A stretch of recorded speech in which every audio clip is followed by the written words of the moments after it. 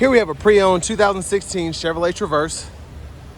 This Traverse comes in the LT trim level in silver ice metallic, and then we have black cloth interior. And the powertrain for this Traverse consists of a 3.6 liter naturally aspirated V6 engine that's mated to a 6-speed automatic transmission. And then this one has 91,844 miles on it, so we're gonna see how it's held up. But as we come to the front end here, we get the halogen headlamps as well as fog lights. And for 2016, this was a really good looking SUV in my opinion. It's a few scuffs on the front here, but the silver holds up pretty nicely. Doesn't show all the road rash that's really there. But yeah, I just think it's still a pretty nice looking SUV. But down here we have the 18-inch aluminum wheels.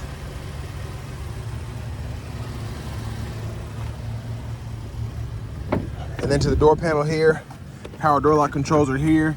Rear window lock is here. We have express one touch down for the driver's side. And then the rest of the windows are just regular power. And then power mirror controls are here. You can pick a side, offset it there, and then adjust using the dial there. Bottle holder, a little storage. Headlamp controls, you can toggle the ambient light on and off. And we do have a foot pedal brake, so just push to engage and push it again to disengage. Hood release is there. Manual tilt and telescoping steering wheel, the release for that is here.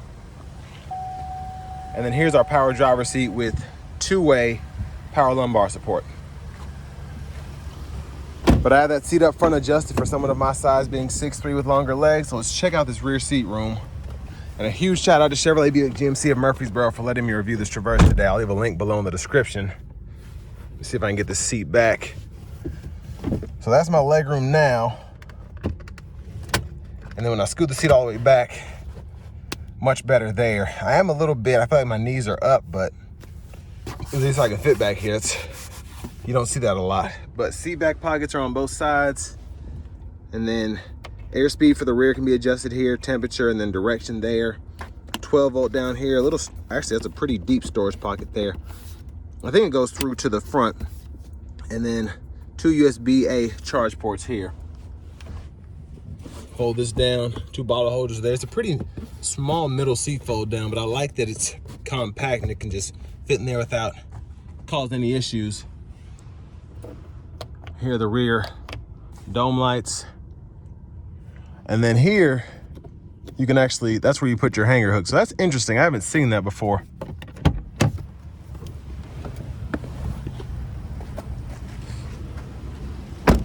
And then the fuel filler, right there's the cap for that. And then as we come around to the back end here, again, I like the design, even though there aren't LEDs or anything fancy, still a very modern look in my opinion. And then just a little road rash across here. We have the rear park assist. And there's a spare there.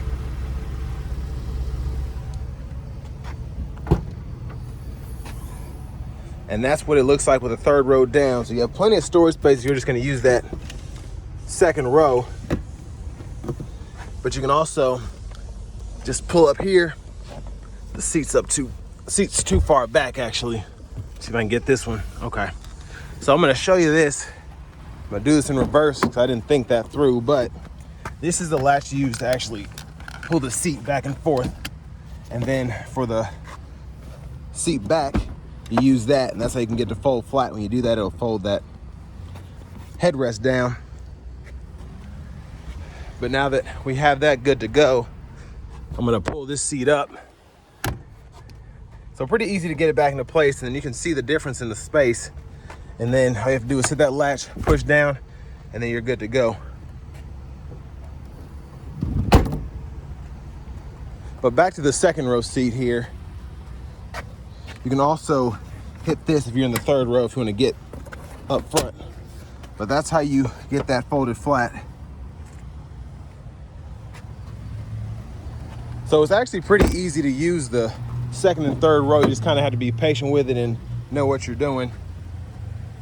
But here's our manual front passenger seat. And then the latch for the seat back is here. If you want to adjust that, and then for the seat bottom, you can just move it back and forth by pulling that lever.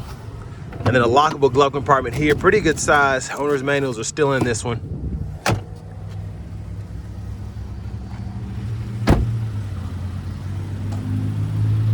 And then we're gonna go ahead and look under the hood.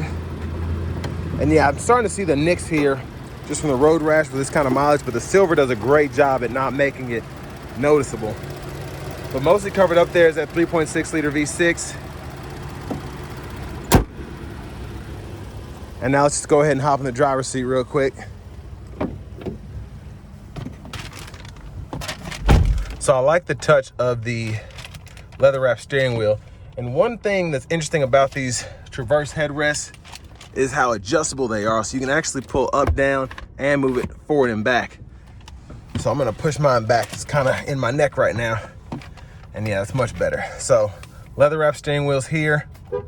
There's the horn, perfect sound there in my opinion. Storage up top here. Now to the radio, we do have a CD drive, so volume can be adjusted there. Click there to turn the audio off. Tune knob is here.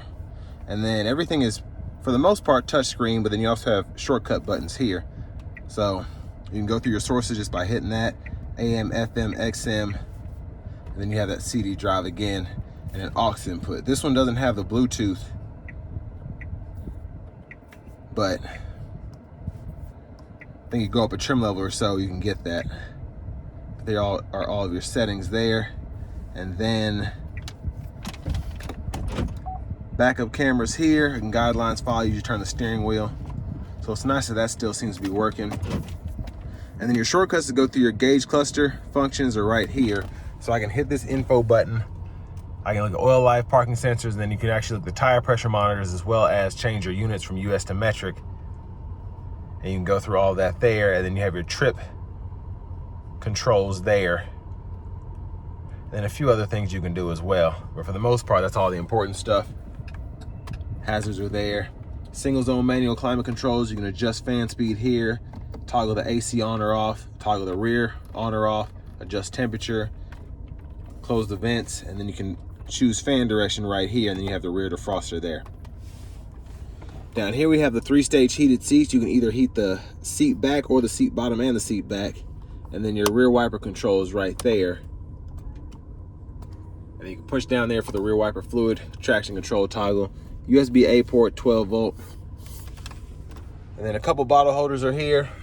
And for the shifter, hit the lever, reverse, neutral drive, and you have the low gear, and in that gear you can manually shift that 6-speed, and it'll show you what gear you're in right there in the middle. And then we have the center console cubby space. And yeah, you can adjust this, move the armrest back and forth, and then you can run those objects through the middle if you want to. And then below here, we have top storage cubby, and then we have a pretty deep lower pocket with a 12 volt. So I love how they did the storage. There's plenty of room to put stuff in this section right here.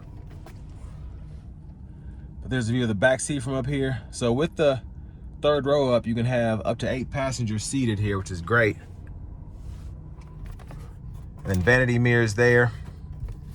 Back to the steering wheel, cruise control toggles here. You can cancel and then set or resume speed there. And then here we go through our radio station presets, and then this is kind of like a tune knob to just go forward. And then you can go through the sources here, and then we have voice recognition, Bluetooth there, and then the volume controls are right there. And then to the lever on the left side, blinker, high beams, flash, and then intermittent wipers, low, high, and then push there for the front wiper fluid. And then you can also toggle your trip meter from this button here. So I like how you can do that, but then you can go through more options by using this button here. And there's the key with the remote start fob. But next, let's go ahead and take this 2016 Chevrolet Traverse LT out on the road for a test drive. So starting the test drive in this Traverse, the V6 has pretty good power, and I think that's why they've had this engine in the Traverse for so long. Pretty much in all of the big three in this body style, the Enclave, Acadia, and then this. It's a little thirsty, but just a good overall engine if you want something that's easier to work on as opposed to a turbocharged one. And then highway fuel economy is pretty good, and you still have pretty good power output.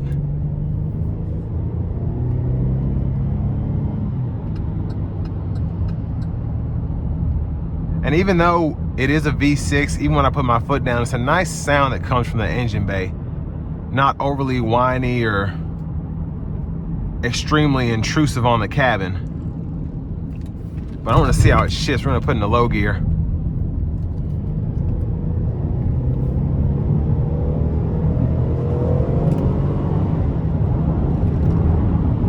Yeah, I really like how this shifts. Very user-friendly in my opinion. We're gonna put the cruise on here. Have a little bit of shake in the steering wheel, so not sure what that's from. See if we can see it. So it's just going back and forth a little bit, maybe an alignment, maybe tires need to be looked at. But the ride quality itself is superb for this kind of vehicle, especially in this price range. And I'll leave a link below in the description just so y'all can check out how much this costs, and I'll try to remember to leave a price as well as of the date the video is posted.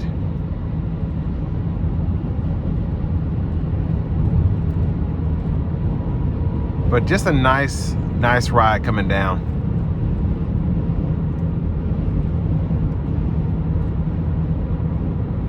Then you have your fuel economy meter here. So as I start to brake, it'll go towards that max.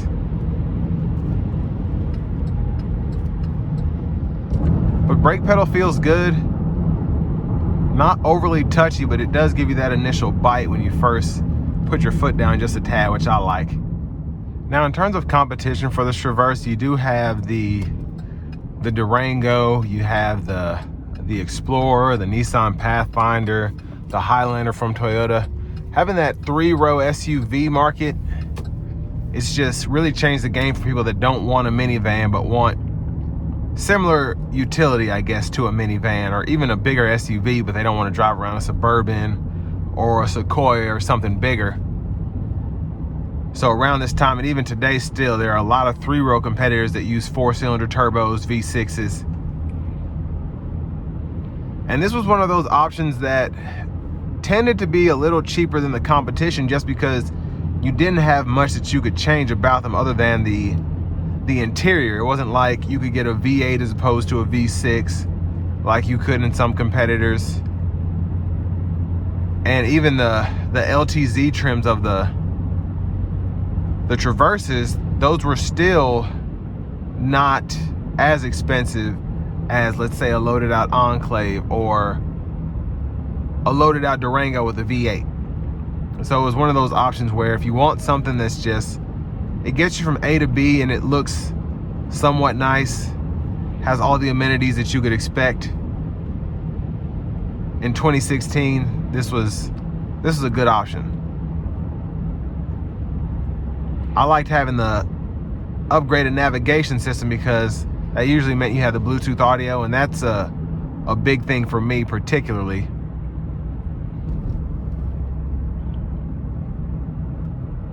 But I think this is a good bargain. You can get a lot of aftermarket stuff relatively affordably.